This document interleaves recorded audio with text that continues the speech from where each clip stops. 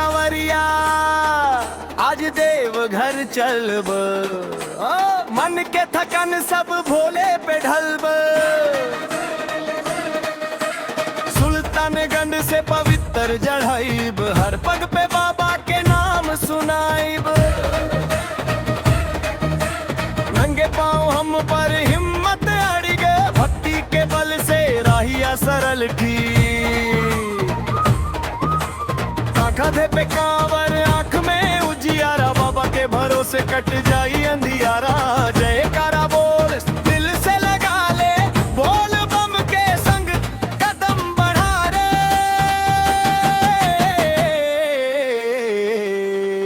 बोल बम गूंजे हर दिशा, देवघर नगरी में जगल आस्था। बोल बम उठे जयकार, बोले बाबा रखी है सबके परिवार। हर हर महादेव सबके सहारा, जय बाबा बैद्यनाथ सबसे दुलारा।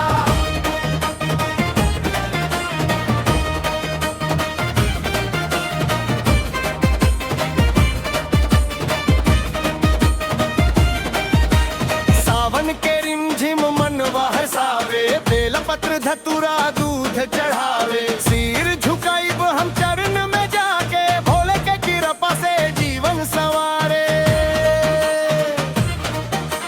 जो भी मने सोची पूरा हो जाई, बाबा के दुआ से रोशनी आई।